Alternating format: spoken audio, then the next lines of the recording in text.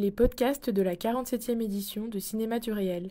Rencontre avec Julia Locteff, animée par Occitane Lacurie. Nous avons eu un problème d'enregistrement sur le début de cette rencontre. Julia Locteff, interrogée par Occitane Lacurie, y explique notamment le contexte de son film.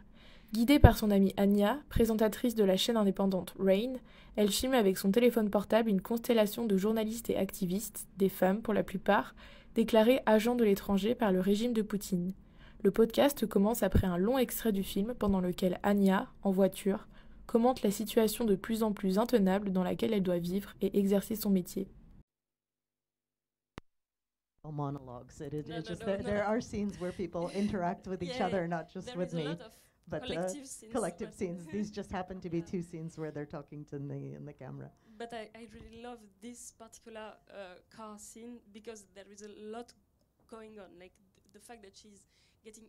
Sorry, I just switched to English. Pardon. Oui. Pardon. Je disais donc j'aime particulièrement cette scène de voiture. Il y en a plein qui sont très très belles, mais celle-là m'intéresse particulièrement parce qu'on la voit s'énerver, être de plus en plus en colère au fur et à mesure qu'elle conduit et qu'elle raconte ces menaces qui pèsent sur Mémorial. Donc moi je me souviens que j'avais entendu parler de l'interdiction de Mémorial ici en France, mais que j'avais pas pris la mesure de ce que ça voulait dire, et que dans cette colère et dans ce visage en fait qui est celui d'Anya et que vous filmez beaucoup, il y a tellement de choses qui se passent sur ce visage que vous filmez beaucoup en gros plan, et qui est un très très beau visage par ailleurs. Et voilà, et je voulais vous entendre sur ces nombreux gros plans que vous avez fait du visage de votre amie et de la façon de la filmer en particulier. Filming them in close-up. I mean, well, first of all, because again, it's the iPhone and it's the car, you can't get very far. But honestly, I'm just interested in people. I'm interested in people's faces. I think I film them. I'm just interested in their emotions and how they speak, and I realize that I have to film people that I fall in love with visually, and and I think there it's important that I'm the camera operator because I film them as a way of loving them somehow. I think I know that sounds kind of cheesy, but my response to them is through the camera, I think, and it's very nice to be behind the camera physically myself for that. Oui, alors Julia faisait remarquer que c'est un hasard qu'on ait vu deux scènes où c'est vraiment des personnages qui sont en situation de monologue. Vous rassurez-vous, il y a beaucoup de scènes de discussion de groupe aussi dans le film. Et en fait, sur cette question des gros plans, c'est l'iPhone qui dicte ça. Un petit peu là, on est dans une voiture, donc il n'y a pas vraiment d'autres configurations possibles. Mais aussi, je pense que je m'intéresse fondamentalement aux gens, à leur visage, à leurs émotions, à leur façon de s'exprimer, et je tombe amoureuse de leur cinégénie en fait, et le fait d'être ma propre chef opératrice, ça me permet de tomber amoureuse d'eux en les filmant. Alors ça a l'air très niais dit comme ça, mais je pense qu'il y a quelque chose d'un rapport physique qui s'établit aussi avec la caméra, eux et moi. But also, I mean, I think that's what's beautiful to me about it is people's emotions. I was just talking to a friend who's a documentary editor, and we started talking about this, and I'm like, you know, so often in documentaries people make these very beautiful shots, or there's often, I mean, I'm sorry, there's always the shot of like somebody looking at the window. You know, I do this at Moment of Impact, but it's in silhouette. But you know, that there's very beautiful people looking at the window, or they filmed the city, or they filmed, you know, just pretty things. The only pretty things I filmed were my characters.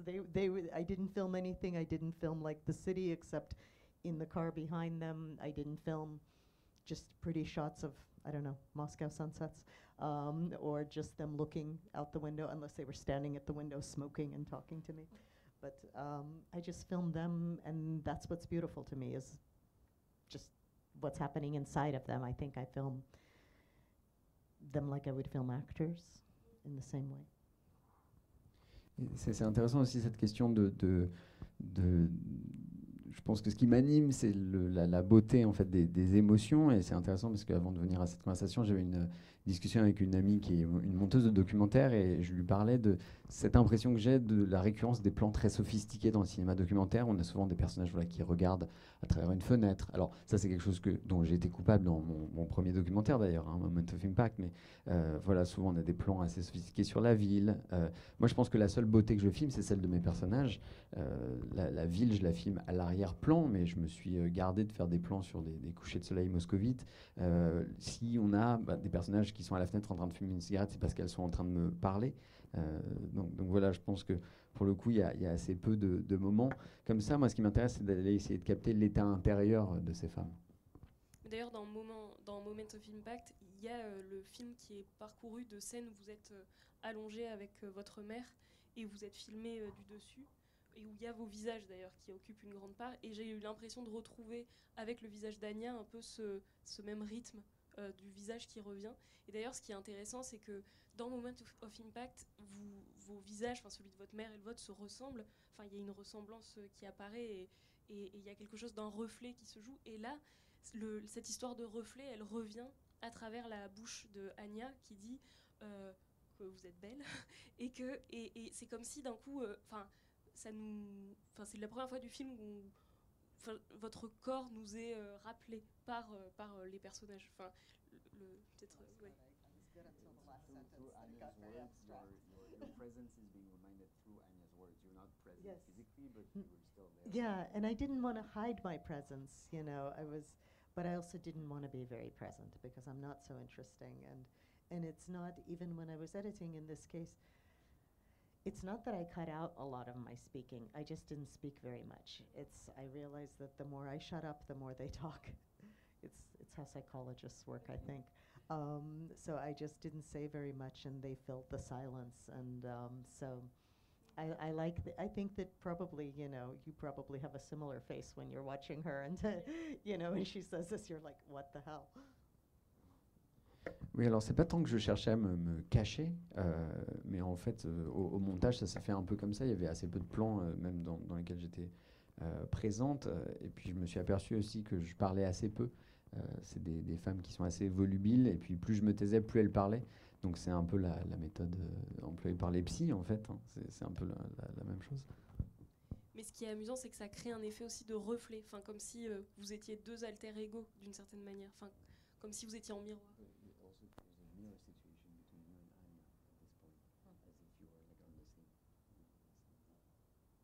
I like that interpretation. But I felt like you were, a reflection of each other also, in a way.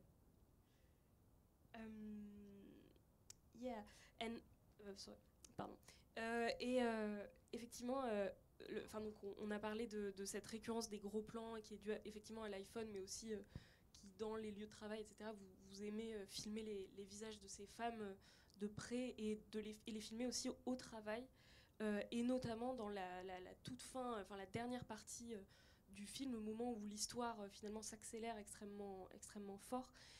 Et ce sera le dernier extrait que je voudrais montrer avant qu'ensuite on ouvre les questions à la salle, parce que c'est un extrait dont j'aime beaucoup le montage. Et je voudrais qu'on parle un petit peu du montage du film. Et donc pour en parler, j'aimerais qu'on regarde un exemple.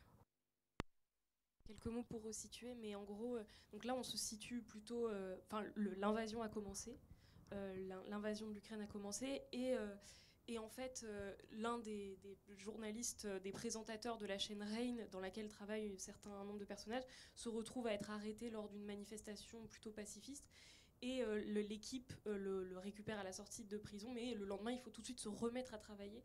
Et ce que j'aime particulièrement dans cette séquence, c'est la circulation à la fois des images et des formats, c'est-à-dire le fait que dès que le journaliste sort de prison, on le filme à l'iPhone, le lendemain, on voit les journalistes qui l'attendaient dans la voiture en train de travailler sur d'autres écrans, des écrans qui ensuite se transforment dans les écrans de télé, et les écrans de télé qui eux-mêmes montrent des images prises à l'iPhone, des destructions qui ont lieu en Ukraine, je ne sais pas à quel endroit exactement, et ainsi de suite, et tout ça se mélange dans le travail de montage, et tout le monde parle de monter, et tout le monde se retrouve à faire du montage, et vous aussi, vous faites du montage, vous êtes...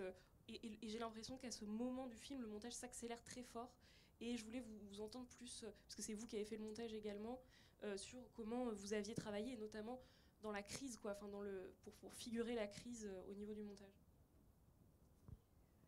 And it's an interesting point, yeah, obviously that journalism these days, of course, involves a lot of iPhone footage, so they're using, so much of the eyewitness footage that they're using in their professional reports is iPhone footage from people's phones. For me, it was how do you, there's different questions in montage here, because for me, it was very important. You know, it's a film about people who are creating media. You know, they are creating content. So I had to show what they were actually doing. So it's in the course of this, you know, TV Rain gets kicked out of Russia, gets shut down in Russia. So you had to see why Putin might not like them. You need to see what they're doing. Oui, alors c'est vrai qu'on a de plus en plus d'images d'iPhone qui vont être intégrées à des sujets journalistiques professionnels. Donc c'est intéressant de montrer comment ces images qui peuvent être prises par des amateurs vont se retrouver intégrées dans des sujets journalistiques. Et puis aussi, comme je filme des gens qui travaillent dans le monde médiatique, c'était important de les filmer en train de fabriquer ce contenu médiatique-là. Et de montrer ce travail-là, et notamment dans cette séquence, de montrer ces images donc, qui sont diffusées par Rain, et de voir comment on peut imaginer une réaction négative du pouvoir face aux images qu'on voit. And we used archive in a very unusual way in this film, that it was also character-based. So, for example, you see a little excerpt from TV Rain, but we really used only things where, you know, for example, you see Edik the night before, and this was, as you said, this was at the end of a scene where these girls had been, and one guy, were waiting for him for like 5 hours while he was in the police station. You know, this is the culmination of when he's actually let out before they're waiting a very long time. So first you see him as off screen, and then you see him the next day kind of on air. So it's also kind of following this character. But at the same time, he's reporting on what's happening in the war, so it's... Et puis la façon aussi dont on a traité les archives dans ce film est assez inhabituelle. Pour moi, c'était toujours important de le lier au personnage. Donc là, on a intégré des images effectivement de la chaîne de télé Rain, mais c'est évidemment lié à ce qu'on a vu des images de Edik de la veille, en fait, où pendant 5 heures, il y a ce groupe de femmes et un homme qui donc l'ont attendu à la sortie du commissariat. Ce qu'on a vu dans l'extrait là, c'est vraiment la conséquence, la fin de la séquence. Et c'est amusant parce qu'on le voit donc hors champ, et puis juste après on le voit à l'antenne. Donc comme ça, pour moi, ça raconte quelque chose aussi, cette évolution-là. And because I'm also working on part 2 of the film, where it follows the films in exile, and it follows some characters. There's some characters in part 1 that you only see like as anchors on screen, but then they come off screen in part 2. So very much kind of series character thinking that you meet them in person in part 2. Et puis là, je suis en train donc de travailler à la deuxième partie qui s'intéresse donc à l'exil de ces personnages. Et certaines personnes, donc on ne voit qu'en tant que présentateur télé dans la première partie, vont apparaître en chair et en os, si on peut dire, dans la deuxième partie. Donc pour moi, c'est un petit peu comme dans une série où on a comme ça des personnages qui sont présentés brièvement et qu'on va développer par la suite. Peut-être une dernière question avant qu'on ouvre la discussion. C'est une question peut-être un peu bête, mais comment s'est achevé le tournage pour vous? Parce qu'en fait, on voit tous les personnages dépeupler le film, partir, faire leurs valises parfois très très vite. Et vous, à quel moment vous-même vous avez décidé d'interrompre en fait tout simplement le tournage? Oh, I haven't stopped filming. I was filming last week. But for part 1, the end was very clear. Every single one of my characters left Russia, and I left Russia the next day when I had nobody to film in Russia. So that was very clear. But then I went to Istanbul, and I continued to film them. And then I went to different countries, and I kept going. I've filmed now in 13 countries for part 2 of Exile, which is a much longer, different subject in a way. It's more amorphous in time. It's not so clear when to stop filming that. That's much more mushy. Oui, alors en fait, je n'ai pas arrêté de filmer, puisque pas plus tard que la semaine dernière, j'étais encore en tournage. Mais pour moi, la fin de la première partie était assez évidente. C'est-à-dire que une après les autres, ces femmes sont parties de Russie. Et moi, je suis parti le lendemain de la dernière, parce que j'avais plus personne que je pouvais filmer. Et donc, je les ai suivis ensuite à Istanbul. Et puis, au fur et à mesure de leur pérégrination dans différents pays, au total, il y a eu 13 pays étrangers. Et je sens que dans la deuxième partie, justement, le sujet évolue, et c'est en train de devenir quelque chose de plus dense, de plus complexe. On a comme ça des personnages qui sont en train de se diluer dans le temps. Donc c'est pas évident d'arriver à capter ça. But I think the way I've decided I will know when to film is because right now I'm editing Exile, but because the story keeps developing, you know, the history keeps changing. So I just want the last shooting to be as close to when I'm close to finished editing. So. Et je pense que le tournage va arriver de manière naturelle à sa fin quand ce sera le bon moment. Je suis en train de monter donc cette deuxième partie et j'ai la sensation que l'histoire que je raconte est en train d'évoluer parce que la grande histoire est aussi en train d'évoluer. Il y a une forme de miroir qui se tisse entre les deux. Est-ce que après ces quelques... Oui. I can ask the question in English. Did you ever feel threatened that you would be questioned or that someone would confiscate your footage? And you say you went back and forth. Did you have a tourist visa or do you have Russian nationality? Donc, la question était de savoir si vous vous étiez senti menacé quand vous étiez en train de tourner en Russie. Est-ce que vous aviez notamment vécu le risque d'être interrogé par la police, qu'on confisque les images que vous avez pu tourner? Et puis, matériellement, comment est-ce que vous avez fait pour entrer en Russie? Est-ce que c'était un visa touristique? Est-ce que vous avez un passeport russe? I'll answer the second part first. I left the Soviet Union in 1978. Our Soviet citizenship was taken away right then. I've never been a citizen of the Russian Federation. So I had a tourist visa for 3 years. I only got to use 4 months of it. It ended this October, but obviously I haven't been there in a while. I'll answer that part. I'll give it. Donc, en fait, avec ma famille, on a quitté l'URSS en 78 et à ce moment-là, on nous a immédiatement retiré la nationalité. Donc, après, on n'a pas pu obtenir on nous a pas redonné la nationalité de la Fédération russe. Et donc, je suis entré dans le pays avec un visa touristique de 3 ans qui m'a servi en fait que 4 mois et d'ailleurs qui est en train d'arriver à expiration en ce moment.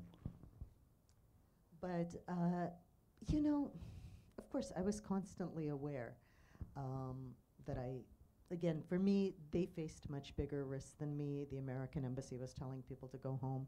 But at that point, I was just so obsessed with the footage that I had that I was mostly worried. I didn't want to lose my footage. I just became monomaniacal.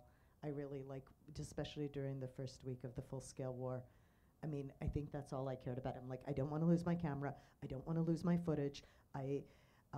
So there were certain things I didn't do. For example, like all my characters said, "Don't you dare go to the protest," because I didn't have press accreditation.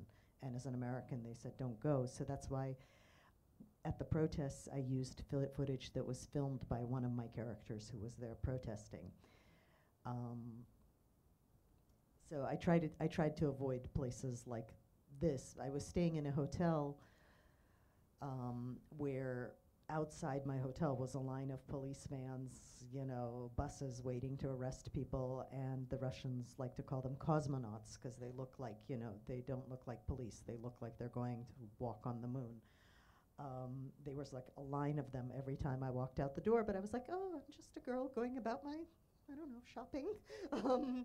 So I just tried to keep a low profile when I was around the cosmonauts and film in people's homes. And of course, anytime I was at people's offices, that's where the threat is. But that was a threat for them every single time they went to work, you know. Alors oui, j'étais assez consciente de certains des risques que je pouvais encourir, et notamment parce que l'ambassade américaine nous martelait qu'il fallait absolument qu'on quitte le pays. On avait des avertissements assez réguliers.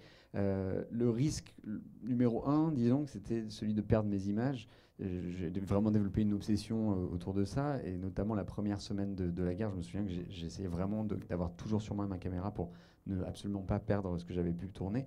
Alors, mes amis m'ont dit absolument, m'ont déconseillé vraiment de ne pas aller aux manifestations, justement, notamment parce que je n'avais pas de carte de presse. Et en tant que personne américaine, ça aurait été assez risqué. Donc j'ai utilisé en fait des images d'un de mes sujets. Voilà, donc j'ai évité les rassemblements. Et puis aussi, il se trouve qu'à l'extérieur de mon hôtel, il y avait comme ça une file de cars de police, tous habillés en habits, on dirait des astronautes en fait, on dirait même plus des policiers tellement ils sont équipés, etc. On a l'impression de voir Armstrong qui va débarquer sur la Lune. Et donc à ce moment-là, je passais devant eux un peu l'air innocent, comme si j'étais une simple nana qui va faire du shopping. Et donc voilà, je faisais profil bas dans ces moments-là. J'ai réussi à éviter les astronautes, j'ai réussi à éviter les manifestations. Est-ce que vous avez d'autres question. Oui.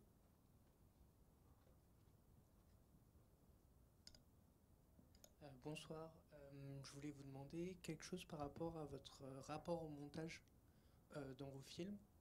J'ai juste vu Moment of Impact hier et j'ai été fasciné par vos choix de mise en scène et de montage aussi. Et donc voilà, je voulais vous demander un peu votre rapport à l'expérimentation, que ce soit dans vos deux documentaires ou même dans la fiction.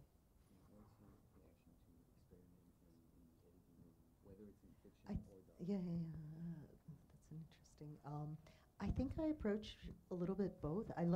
For me, doing documentary has been the best. Even I wanted to be a fiction filmmaker. I have made fiction, but doing documentary is like the best film school, and I feel like I've gone back to film school by making this film. It's like I'm teaching myself, but I'm letting the footage teach me. When I was making Moment of Impact, at the time I shot like 40 hours, which for me was so huge. I couldn't imagine what do you do with, now people shoot thousands. But I'll let you translate that far in there. Alors j'ai un peu le même processus, la même méthode, que ce soit un film de fiction ou un documentaire que je monte. Et d'ailleurs c'est amusant parce que j'ai dit que je me considérais comme une réalisatrice de fiction avant tout. J'ai fait 2 longs métrages de fiction. Mais pour moi, quand on monte un documentaire, on a vraiment la sensation de retourner sur les bancs de l'école de cinéma. Je laisse les images m'apprendre en fait ce qu'elles ont à me dire. Je me souviens qu'au moment de tourner Moment of Impact, justement, j'avais emmagasiné à peu près 40 heures d'images, ce qui, sur le moment, me semblait immense. Alors, je sais qu'aujourd'hui, avec le numérique, les gens peuvent faire des milliers d'heures, mais sur le moment, ces 40 heures-là, c'était vraiment conséquent. And I had this life-changing moment. I went to see Frederick Wiseman speak. And I never ask people, I'm very shy, so I never ask people anything in a Q&A. I'm too shy. But because I was desperate, I raised my hand and I said, how do you edit? Because I didn't know what to do with this 40 hours. And Frederick Wiseman, to my 26-year-old self, explained that he edits every scene onto itself, just studying the scene and condensing it and distilling it and kind of, I'm probably now using my words, not his, after so many years. And then he figures out, but really looking at what is in this scene. And for me, I've used this method since Moment of Impact.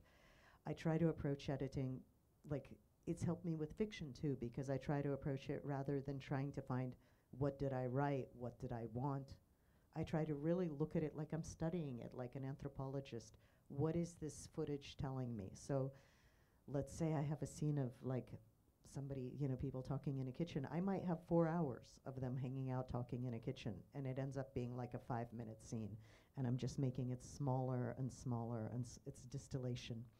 And just seeing what the footage tells you, where the emotional moments, where the things, and it's maybe not where you thought at the beginning. It changes as you study it. So thank you, Frederick Wiseman. Alors, j'ai le souvenir justement à 26 ans d'être allé à une discussion donc, avec Frédéric Wiseman, et d'habitude je suis trop timide pour prendre la parole dans les sessions de questions-réponses, mais là voilà, c'est le désespoir qui m'a poussé. J'ai levé la main et je lui ai demandé comment est-ce que vous montez vos films, parce que j'étais très désemparé d'avoir ces 40 heures d'images à monter, et sa réponse, alors je le paraphrase parce que c'était il y a assez longtemps, mais c'était en fait il approche chaque séquence de manière autonome. Il ne pense pas forcément à la chronologie du film en tant que tel, mais dans chaque scène, il va se demander comment est-ce qu'il va la condenser, au contraire l'étirer, pour aller vraiment au noyau de sens de chaque séquence. Et en fait, ça c'est vraiment une approche que j'ai développée sur Moment of Impact, mais qui m'a servi de méthode même sur mes films de fiction. C'est de me débarrasser du scénario, de me débarrasser de mes intentions, et en fait d'étudier la scène, comme pourrait le faire un anthropologue, d'aller disséquer vraiment tout ce que j'ai pu emmagasiner comme image. Alors, une scène de discussion dans une cuisine, par exemple, je peux avoir 4 heures d'images, et puis au fin de compte, on va avoir 5 minutes dans le film. Mais il faut laisser les images se décanter d'elles-mêmes, sans essayer d'y plaquer une intention, et laisser la scène s'évaporer par elle-même. And I think it's an important process to kind of put yourself in this constant state of not knowing. And with fiction also, to not approach like, I know what I wanted, but to have to face what is there. Et puis ce qui est important aussi, c'est d'accepter de ne pas savoir. En fait, même en fiction, de ne pas venir en essayant de plaquer des idées, mais simplement d'arriver en ignorant tout et de se laisser porter par ce qu'on veut. Je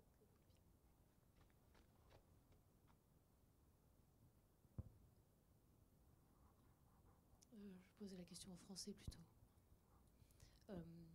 Ton approche du son, parce que tu as beaucoup parlé de ton approche de l'image, mais et je parle de My Undesirable Friends. Comment tu t'es débrouillé en étant seule pour l'image, je sais, mais pour le son? Comment t'as travaillé ça? Yeah, in the first chapter, I borrowed, sound is super important to me. But sometimes it's a matter of using the actual raw sound. And, I have a way, my first work was in radio, was in sound. So I came to film not through image, but through sound. So I'm very aware of sound, but like it's not, in My Undesirable Friends, certainly it's not very designed. We didn't add anything, but it was a matter of like making sure people have mics. When I filmed the first chapter, I didn't prepare to shoot. I was kind of coming for a research trip, so I borrowed, Anya's husband was a podcast producer, so I borrowed his microphone. And so I had one microphone, but after that I had like hidden lavaliers on characters, and I try to have many mics, almost like a Robert Altman approach, where you have several mics in places, and then use, we didn't do very much sound design at all. There's really no sound design. It's just making sure that things are mic'd. And probably I like noise. It's more about not turning down things that people usually try to take out, So I notice sounds, like if a turn signal in a car is there, but I also cut on sound. I think maybe that's also something instinctive for me. I like to, very often when people cut, they have dissolves on sound. The standard thing to do in a movie is you use the sound to erase the cut. Like that's, so you don't notice the cut. It's very common. It's the conventional thing. You start the sound of the next scene before you see the scene. It kind of gradually moves. There's a dissolve. I almost don't use dissolves. I just use like a one frame dissolve, and it's usually in exactly the same place that the image cuts. I probably choose cuts based on a sharp sound very often, just because I'm attracted to sharp, violent sounds somehow. Alors c'est vrai que le son est crucial dans mes films, et d'ailleurs j'aime beaucoup le son dans ce qu'il peut avoir de brut en fait. D'ailleurs mon premier métier c'était à la radio, donc j'ai tout de suite eu conscience de la force du son. Dans le film dont on parle, il n'y a pas de travail particulier sur le son, on n'a pas fait de bruitage par exemple. Il y avait des micro-cravates qui étaient dissimulées sur mes personnages. Alors, le début du tournage, c'était vraiment à l'improviste. Donc, il se trouve que le mari d'Anya présente des podcasts. Donc, je lui ai emprunté un micro. Et puis ensuite, il y a eu un petit travail un peu à la façon de Robert Altman de dissimuler plusieurs micros dans la pièce pour capter le son. Mais on n'a pas fait de recréation a posteriori au montage. Il y a une chose aussi que je fais, c'est que je ne baisse pas artificiellement en fait le son pour faire entendre la parole. J'aime justement le son dans ce qu'il peut avoir de brut. Donc s'il y a un clignotant dans une scène de voiture, je vais le garder. Et puis il y a une convention, on va dire, dans le montage classique, c'est qu'on a tendance à faire une sorte de fondu. Donc quand une scène va s'arrêter, on va baisser progressivement le son de la scène pour faire démarrer, avant qu'on voit l'image de la scène, faire démarrer le son de la scène suivante avant, pour créer une sorte de moment où ça va s'estomper et ça va commencer. Moi, je n'aime pas faire ça. C'est quelque chose que je fais quasiment jamais. En général, j'interromps sur un son brut parce que je trouve que c'est ce qui va nous interpeller le plus, en fait. Yeah, I like to feel the cuts, and it's actually when I've worked with, there's people you bring in to like clean the sound for the dialogue or something. I'm like, don't do what you normally do. I have to actually stop them. I'm like the first chapter they started working on, and they put fucking dissolves everywhere. I was like, okay, no, we're not doing that. Like, don't do what you normally do. I have to tell people, because we're so used to those. Also, I don't have anything against music, but I don't add music. I think too often in documentary films, especially, people just add this music, and it's not even really music. It's just some kind of like ominous tone to make you feel something, and I don't, like you don't trust the viewers, so you just add this, something's gonna happen, Oui, alors moi j'aime quand la coupe au montage va être visible, la transition d'une scène à l'autre va être flagrante. Alors il y a un ingé son qui est venu pour nettoyer un peu les pistes audio, notamment par souci de clarté des dialogues, et je me suis aperçu qu'il avait ajouté des fondus à la fin de chaque scène, probablement par habitude. Alors je lui ai demandé d'effacer tout ça. Et puis une chose aussi à laquelle je tiens, c'est l'absence de musique. Je sais que trop souvent dans le documentaire, on a tendance à... C'est même pas vraiment de la musique d'ailleurs, on fait appel à des sortes de tonalités comme ça dans le fond qui vont venir soutenir, comme si on faisait pas confiance au spectateur et qu'on avait besoin de ce murmure pour lui dire attention, il va se passer quelque chose. Ça, c'est quelque chose que je ne fais pas.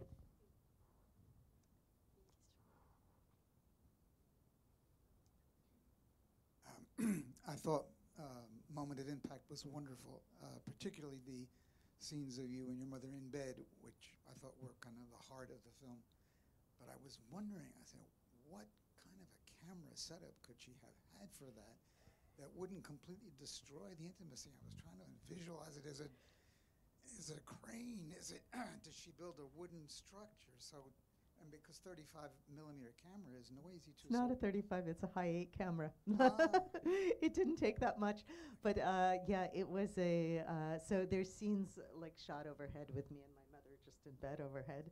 So I put 2 ladders on, I don't know how to, okay, I'll try to put my hand. 1 ladder here and 1 ladder here, and like a piece of wood with a, like a 2x4, like a piece of wood on 2 ladders, and then the camera was just pointing down.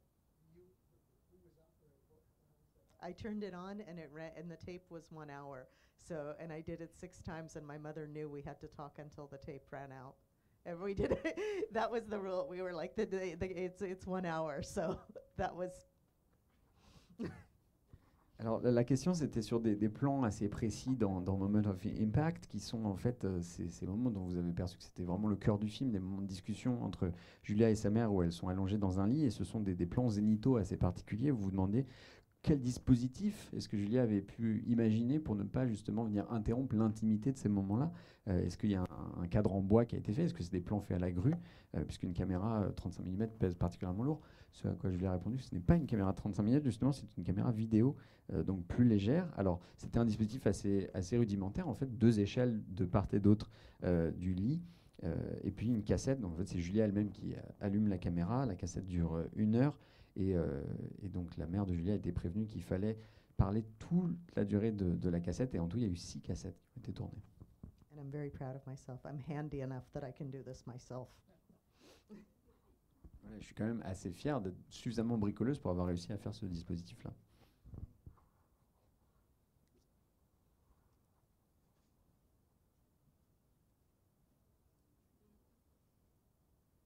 Bonsoir. Je vais donner mes réflexions en anglais plutôt. Si ça vous dérange pas, vous pouvez juste traduire les questions, c'est comme vous voulez. Hi Julia, thanks for being here. I was sorry I haven't watched the latest documentary yet. I'll watch it tomorrow with my girlfriend. So preparing some popcorn, preparing our snacks, and we're gonna power through it. It's important. Snacks are important. They eat a lot in the film if you're coming. Great, we're gonna be ready for that. But I saw Moment of Impact last night, and the whole time I was watching it, I was thinking to myself, man, that's fucked up. Because I have parents who have needed to take care of their own parents before they passed away, but they didn't last 8 years, 10 years. It was very quick. So my parents are very lucky. They didn't last so long. And I was just wondering, because Moment of Impact got the Grand Prix, got the Grand Prize in 1998. I just wanted to know, like, what was the reception around the film when it first came out and when it first got awards and stuff like that. I even wrote accidentally in my notepad the title of the film as Memory of Impact. I don't know why. Maybe I was just thinking about the question. And then I have 2 other questions, maybe just to link up with the latest film. Did you have to, because in 1998, I don't think mental health was a really big thing compared to now. And as a filmmaker, did you find any ways to kind of mentally prepare for going to Russia and kind of filming your friends who are journalists and kind of figure out ways to kind of keep your sanity, stay alive, and it'd be great if you could talk about how you prepared for shooting in Russia. And then my third question, we didn't get into it in the yet, but I was just curious about your filmography, how you see your only 2 documentaries, I think, in your entire filmography. Because me, I don't really know like your fiction work. So how does it all fit into the puzzle for you? Thanks. Voilà, donc vous avez découvert hier Moment of Impact et votre première réaction, ça a été quand même qu'est-ce que c'est tordu, ce qu'on est en train de voir, et notamment ça faisait écho à la situation de vos parents et avec leurs propres parents, mais ça n'a pas duré 8 ans comme c'est le cas du film, dans le film de Julia. Donc la première question était de savoir si Julia pouvait parler un petit peu de la réception du film au moment où il est sorti en 98, notamment au moment où il a obtenu le Grand Prix au Festival Cinéma du Réel. Et d'ailleurs, dans vos notes, suite à la projection, vous avez écrit, vous vous souveniez du titre du film comme Souvenir de l'impact. Donc c'était un lapsus assez intéressant. La deuxième question, c'était sur le fait que, en 98, la question de la santé mentale était beaucoup moins présente qu'aujourd'hui. Est-ce que, à ce niveau, justement, vous faites une préparation spéciale en amont de vos tournages, notamment là, quand vous allez en Russie, pour tourner dans un contexte assez tendu? Et la troisième question, c'est dans votre filmographie, vous avez fait donc 2 documentaires. Comment est-ce qu'ils s'intègrent à l'ensemble de votre œuvre? That's a lot of questions. The first about the reception to Moment of Impact. You know, when I made Moment of Impact, my mom said nobody would watch this film. She said, well, go ahead and film. Nobody wants to watch this. Nobody, you know. And it was very hard to show it the first time, obviously. It's a very intimate film about my father and my mom. And in that case, my dad lived in that condition for 15 years. So by the time he died, when I started filming, it was 8 years of the same thing. So I was like, that's my mom, that's my dad. But the reception was very hard to show because people don't, you know, it's normal when you watch a film, you react to the characters and you have opinions to the about the characters. Except sometimes you're talking to one of them, and you forget how you speak to them. So, I mean, I remember some woman I think it was in Paris, there was a woman that said, I'm sorry, I'm going to imitate a very bad French accent. I can't help it because it was better with the French accent, but she was like, how could you make a film that is so sadistic, you know? And I'm like, that's my mother, that's my father you're speaking to me about. So there was that, but at the same time, there were people who came to me and said, I've lived through this. I've never seen something that told my truth and my life like this. And I think I still remember it. And my mom remembers. She actually said, oh, you're in Paris. Do you remember that man that came to you? There was a man who came to me at Cinéma du Réel, and he had suffered a brain injury himself. He had been, I think, a fashion photographer, and it was not so severe, but it was severe. And he came and spoke to me, and it was, you know, hard to understand what he was saying, but he wrote me a letter after about how it kind of captured his life, and so it's both, you know, you have people and you open yourself up to this, because when you see people on a screen, you judge them. That's what we do as viewers. So, but it was very important to me that there were people who lived through it and felt it meant something to them. Alors donc pour ce qui est de la première question, déjà le premier réflexe de ma mère, ça a été au moment où j'ai commencé à faire ce film, elle me disait tu peux toujours filmer, de toute façon personne ne regardera ce que tu es en train de faire. Et donc cette première projection a été particulièrement dure parce que certes mon père avait été dans cet état pendant 15 ans, donc pour moi il y avait quelque chose d'une forme de normalité, mais c'était quand même, voilà, il passait un certain cap. Et puis il y a aussi une chose, c'est que quand vous faites un film, vous vous exposez au regard des autres. En tant que spectateur, vous êtes forcément en train de juger ce que vous voyez à l'écran, de juger les personnages, d'émettre un avis sur eux. Et donc, dans les débats après, parfois, les gens oublient qu'ils sont en train de parler quand même à un des 3 protagonistes du film, en l'occurrence moi. Et donc, je me souviendrai toujours de cette spectatrice qui m'a posé cette question. Alors, l'imitation de l'accent était géniale. I loved it. Comment est-ce qu'on peut faire un film aussi sadique, en fait? Et heureusement, d'autres personnes ont eu l'impression de s'identifier au film. Il y a un certain nombre de spectateurs qui m'ont dit qu'ils avaient vécu la même chose et que c'était la première fois que leur expérience était racontée avec une telle vérité. Et puis il y avait aussi cet homme, et d'ailleurs ma mère m'a rappelé, puisqu'on était ensemble récemment à Paris, c'est un homme qui lui-même avait souffert de lésions cérébrales, pas au même degré que mon père, mais quand même à un niveau plutôt grave. Il avait été photographe de mode. Il était venu me parler à la fin de la projection, mais j'avais du mal à le comprendre. Il m'a en fait écrit une lettre en me remerciant d'avoir fait ce film qui, à son sens, montrait un peu sa propre existence. Et donc voilà, quand on fait des films, il faut accepter de s'ouvrir ensuite aux gens, même si on a voilà, ce réflexe un peu inné chez les spectateurs de juger forcément ce qu'on est en train de voir.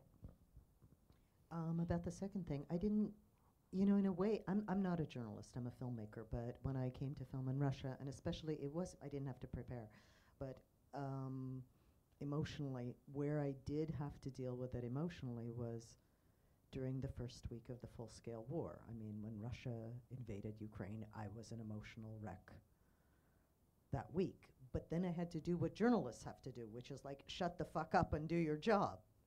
You know, that I understood that, you know, whatever I was experiencing emotionally, it didn't matter. You know, I just had to do my job. I was there to film, and I had to be there present for people who were suffering in a different, obviously not as much as people in Ukraine are suffering, but who were also going through something very emotional, and I just had to get my shit together and hold the camera. Alors pour ce qui est de la deuxième question, donc quelle avait été la préparation au niveau de la santé mentale, alors je ne suis pas journaliste, mais donc je n'avais pas forcément de préparation à ce niveau-là, mais ne serait-ce qu'au niveau émotionnel, la première semaine donc, de la guerre à grande échelle de la Russie contre l'Ukraine a été particulièrement éprouvante. J'étais vraiment dévasté cette semaine, et puis en fait j'ai dû faire ce que font tous les journalistes dans la même situation, c'est-à-dire simplement me la fermer et aller en fait au boulot. Voilà, ce qui m'arrive à un niveau personnel n'est pas important. Ce qu'il faut, c'est être filmé, être là pour des gens qui souffrent, alors qui ne souffrent pas du tout au même niveau, évidemment, que les habitants de l'Ukraine, mais il fallait voilà, que je sois présente. And for me, like I said, for me, making documentaries has been the best film school ever. I still want to make another fiction. I don't see the line between them so sharply. You know, I think they inform, and if you watch my fiction films, I think you can see a relation. I film people, I film their emotions, I film their intimate stories. They all have elements of humor in the middle of absolute darkness. There's things that's just how I see the world, I think. But there's such a thrill, I have to say. I know that sounds perverse, but because you don't know what's going to happen. Filming, you know, verite like this, you have to be so alert, and you have to respond to the camera. And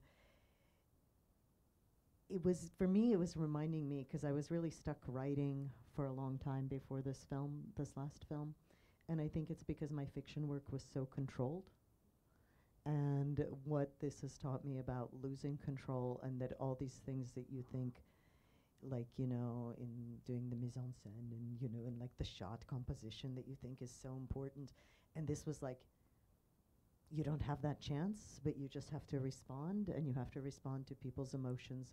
And I think it will change how I will make fiction, because I don't want to be so stiff with actors. I don't want to have these choreographed shots anymore. I want to give them more liberty, I think.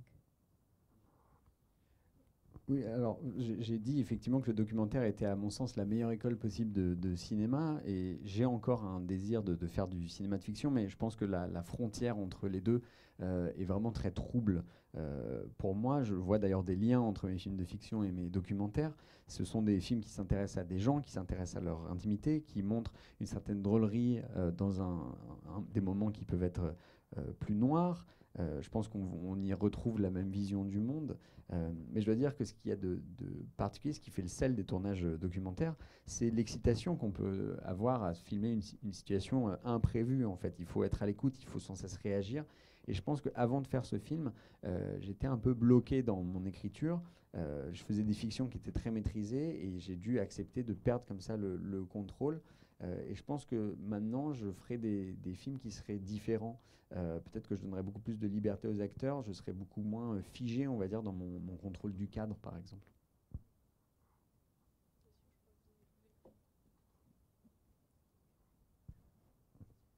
Bon, bonsoir, c'est pas vraiment une question, mais plus une expérience de spectateur qui, il y a 28 ans, a vu la première de votre film dans la grande salle du cinéma des cinéastes et qui l'a revu hier soir. Et à l'époque, ce qui était vraiment frappant, parce que le cinéma à la première personne ou le cinéma qui s'emparait de la matière familiale n'était pas aussi répandu qu'aujourd'hui. Et c'était ça qu'on voyait en premier, et c'était très bouleversant à ce titre. Mais ce qui m'a extrêmement frappé hier, c'est à quel point, pour une très jeune personne que vous étiez vous-même à l'époque, à quel point vous avez réussi à créer une représentation de ce qu'est fondamentalement l'humanité qui reste jusqu'au bout. Et évidemment, là je parle de la figure de votre père, mais qui, en apparence, pourrait être réduite à ce qu'on appelle un légume, mais en fait, combien vous allez chercher, et votre mère aussi avec vous, ce qui fait qu'il est cette personne humaine. Et c'est ça que vous représentez. Et ce faisant, vous représentez aussi l'humanité à travers votre mère, qui va chercher cette humanité chez cette personne qui est auprès d'elle. Et c'est stupéfiant. Je trouve qu'aussi jeune, vous ayez fait ce travail.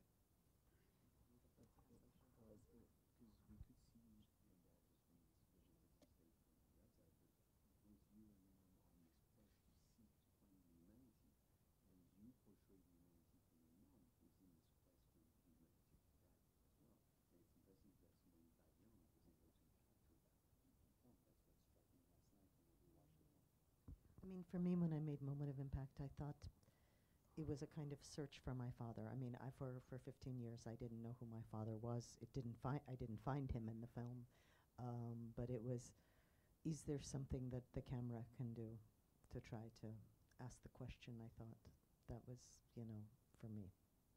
It's not a question with answers, just a question, a process. Pour moi, c'était avant tout un film qui était fait pour essayer de chercher mon père, en fait. Alors, je ne l'ai pas trouvé pendant ces 15 ans dans lesquels il a été dans cet état-là, mais je me suis dit peut-être que la caméra peut essayer, en tâtonnant, de trouver peut-être des éléments de réponse, parce qu'en tout cas, moi, je n'en avais pas à ce moment-là. But it's also about trying to be in some ways present and not present with the camera. Actually, there were many personal films at the time, but oh my God, I'm going to sound so terrible. I used to call them family disease movies, and I didn't want to make one. They almost always involved like the filmmaker's voiceover telling like their tragedy from their perspective and how much they were suffering. And I was like, I don't want to do that. You know, I didn't want to make it like, here's my journey as the stuff, because I was like, I'm the least interesting part. You know, I'm always trying to kind of, how do I appear and disappear and not center myself? You know, that I'm the filmmaker, I can't disappear completely. Also for me, it was a question in making Moment of Impact is when you're a filmmaker, you're in a position of power. And I tried to undermine that power as much as possible. You know, to question that position of a filmmaker as much as possible. So, for example, I remember being very conscious of this, and you know, and I was 26 when I filmed it. It was 28 when I finished. As I thought, I'm putting my parents in a super vulnerable position by filming them, and I have all the control in the world. I'm editing it. If I look like an asshole, I could cut it out, and I could be like the best daughter in the world. But I thought I should try to do the opposite and leave all the moments that maybe don't make me look great. Like that's what I could do to sort of subvert my power and make myself vulnerable. Une question aussi qui se pose beaucoup quand on fait un documentaire, c'est celle de la présence et de l'absence de soi. Alors il se trouve qu'à l'époque, il y avait en fait un certain nombre de films, on pourrait appeler ça des films de famille malade. Alors on a le réalisateur qui vient nous expliquer en voix off son drame de son point de vue. Voilà, je vais vous raconter le périple émotionnel que je viens de vivre. Pour moi, justement, c'est peut-être... j'estime que sur les 3 personnes que je filme, je suis la moins intéressante. Et donc ça m'intéressait d'interroger, voilà, ces moments où je suis là et puis je disparais. En même temps, je ne peux pas m'effacer complètement parce que je suis la réalisatrice du film. Mais j'ai assez vite, je pense, pris conscience du pouvoir que pouvait exercer un cinéaste sur son film. Et donc ça a été tout un travail pour essayer de me retirer au maximum ce pouvoir-là et d'interroger le regard du cinéaste. J'avais 26 ans quand j'ai tourné le film, j'en avais 28 quand je l'ai terminé. Et pour moi, il fallait essayer de trouver un endroit où mes parents étaient particulièrement vulnérables pendant le film. Et donc pour moi, au montage, j'aurais très facilement pu sauver les meubles en me montrant comme voilà, la fille idéale. Et au contraire, j'ai essayé voilà, de garder peut-être des moments où je me dévalorise pour peut-être remettre en cause ce statu quo de la surpuissance du réalisateur de documentaire. Oui, là, alors c'est une question qui ne va pas forcément s'adresser à Julia, mais je me questionne quand même depuis de nombreuses années sur l'absence de visibilité. C'est peut-être plutôt à vous que ça s'adresse. L'absence de visibilité des films de Julia Loctève en France, en Europe. Comment se fait-il qu'on voit si peu ces documentaires? Comment se fait-il qu'on voit si peu ces fictions? Je rappelle qu'elle a quand même fait 2 fictions, 2 documentaires. Voilà. Est-ce que quelqu'un dans la salle pourrait répondre? I haven't made, I mean, it was a long time between the fiction film and this. There was a kind of fiction film that between The Loneliest Planet and this, I took a long time when I was having writer's block. I could have made more films in that time also, probably. I had one project, a fiction that was like, I was really excited about it, and then COVID happened. But why they haven't been, you know, more seen, I don't know. Je n'ai pas vraiment de réponse. Oui, mais en tout cas, c'est vrai qu'il y a eu beaucoup de temps entre donc, The Loneliest Planet, qui est mon dernier film de fiction, de 2011, je crois, et effectivement My Undesirable Friends, parce qu'en fait, j'avais un projet qui n'a pas pu se faire à cause du Covid, et puis il y a quand même eu de nombreuses années où j'étais simplement dans cette angoisse de la page blanche. Donc je n'ai pas de réponse vraiment à la question, de réponse concrète, malheureusement. I can only answer for the underproduction.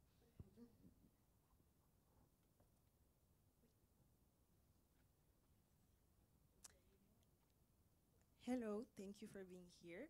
So I have 2 questions. The first one is kind of general, but I was talking to a volunteer earlier, and he's an editor, and he was saying that he likes better to work with a film director in documentaries than in fiction, because to him the relationship between the director and the movie is more intimate and emotional, and the director is more invested in documentaries regarding whatever the subject is. So I wanted to know where you kind of stand on that statement, and then you kind of started answering to my other question, but I was wondering, when you're going back to fiction, do you think in an artistic way, I would say, that there are things that you're going to, from documentaries, that you're going to bring to like the visual part of fiction, or maybe in the process of writing, or I don't know. Voilà, donc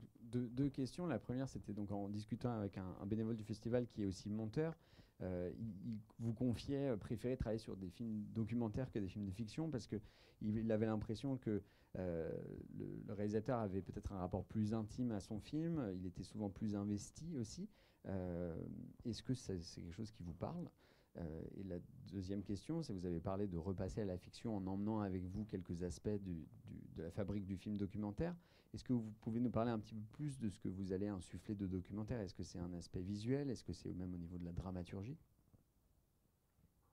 I'll try to answer the first one maybe in a different way. I mean, I'm emotionally invested in all my films, but it's so different. Like, I wish I could convey to you what it's like editing like a verite scene where you have like, I started to kind of talk about it. You're editing a scene where it's like, it looks like 5 minutes of people hanging out at the kitchen. It's constructed from like 4 hours of people hanging out in the kitchen. And unlike, for example, a reality show that has 20 cameras or people that film with 2 cameras, I have to construct this all with 1 camera. I didn't have a script. You don't have multiple takes of an actor. You only have the reality of what happened, and when you're trying to construct like a fluid, invisible space from this, it is the most amazing. That's why I say it's the best film school ever. It is the best challenge as an editor.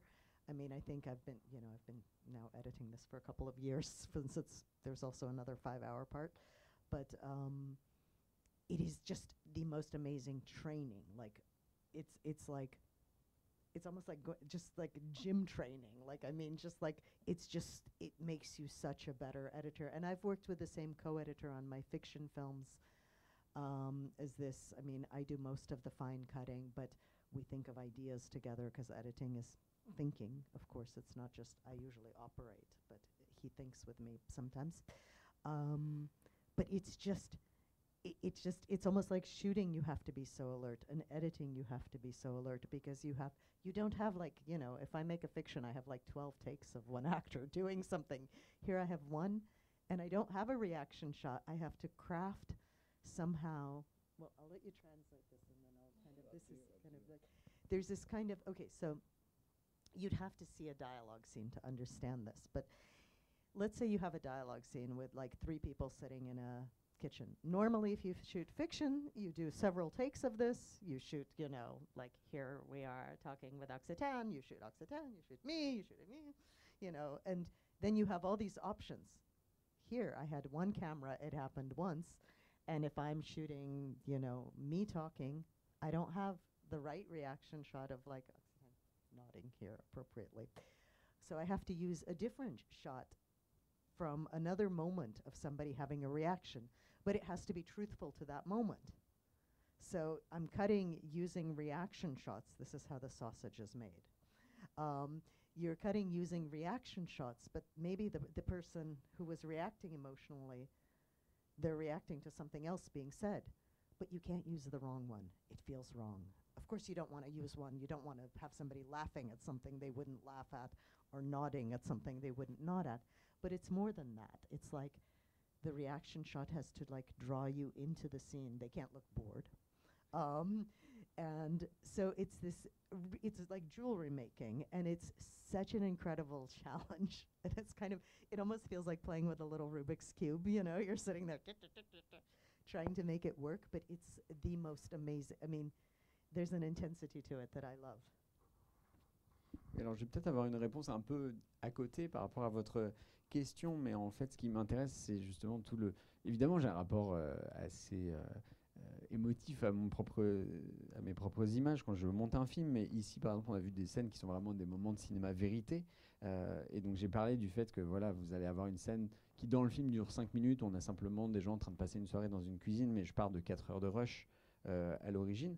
Et contrairement à une télé-réalité où on aurait comme ça 20 caméras, ou même un tournage où on aurait 2 caméras avec plusieurs prises, ici, moi, j'ai qu'une seule caméra, et donc, par conséquent, qu'une seule prise. Et donc, il va falloir aller trouver une forme et la rendre fluide, tout ça en étant le plus invisible possible. Et c'est pour ça que je parle souvent du montage documentaire comme de la meilleure école. C'est un énorme défi. Ça fait 2 ans d'ailleurs que je suis en train de monter ce projet, parce qu'il y a non seulement donc, cette première partie, mais une deuxième qui dure aussi 5 heures. Et c'était vraiment un exercice incroyable, presque au sens physique. C'est presque comme aller à la salle de sport quand on monte quelque chose comme ça. Alors, j'ai travaillé en amont avec le même monteur que celui qui m'accompagne sur mes fictions, même si c'est moi qui suis derrière l'ordinateur à faire les coupes. Mais c'est aussi un long processus de réflexion dans lequel il m'accompagne. Et je disais tout à l'heure qu'il faut être très vive quand on est au tournage, quand je filme. Je suis aussi la plus vive possible quand je suis comme ça derrière la table de montage. Parce que quand je fais une fiction, voilà, je vais avoir 12 prises, avec chaque acteur couvert en long et en large. Là, j'ai qu'une seule prise. Et donc, il faut, puisque je n'ai pas de plan de réaction, que j'aille fouiller moi-même pour aller chercher les bonnes réactions qui vont bien coller. Si je fais une scène de dialogue, par exemple, on est nous 3 en train de parler, je vais couvrir chacun des 3 personnages. Donc je vais avoir plein de possibilités, tandis que là, j'ai une caméra, une prise. Donc le moindre hochement de tête doit être savamment réfléchi, parce qu'il faut, dans toute la tambouille que je vais faire, que ça ait l'air le plus vrai possible. Et je pense qu'on sent immédiatement quand c'est faux. C'est-à-dire qu'évidemment, il n'est pas question d'ajouter un moment où un personnage va ricaner. Dans la réalité, il n'y avait pas de moment de ricanement. Ça ne marche pas. Mais il faut aussi que les gens n'aient pas l'air trop ennuyés par ce qui est raconté, par exemple, pour que les spectateurs rentrent vraiment dans ce qui est en train d'être dit. Donc c'est vraiment comme de l'orfèvrerie, un petit peu comme un Rubik's Cube, où il faut que je fasse en sorte que tout s'imbrique le mieux possible. And I somehow approach it like I'm like, everything is possible. Like somehow it's going to work. It's going to somehow work, you know. But it just, sometimes it'll take me like hours to like find the right like 1 second reaction shot. Because the wrong one will take you out of the scene. The right one will pull you further in. Et voilà, moi j'ai confiance en mon processus, je sens que ça va le faire, mais du coup ça m'arrive de passer des heures pour trouver la bonne seconde de réaction, parce que si ça marche pas, immédiatement le spectateur va rejeter la scène. And for the fiction, I think what I'm reminded of constantly with documentary is just, damn, people are just so much more creative, more weird, more just more contradictory in real life, at least than I'm capable of writing. You know, I don't know about, because most fiction films, like, they're more, it's, in a way, the drama, like, people say a little bit what you predict them that they will say.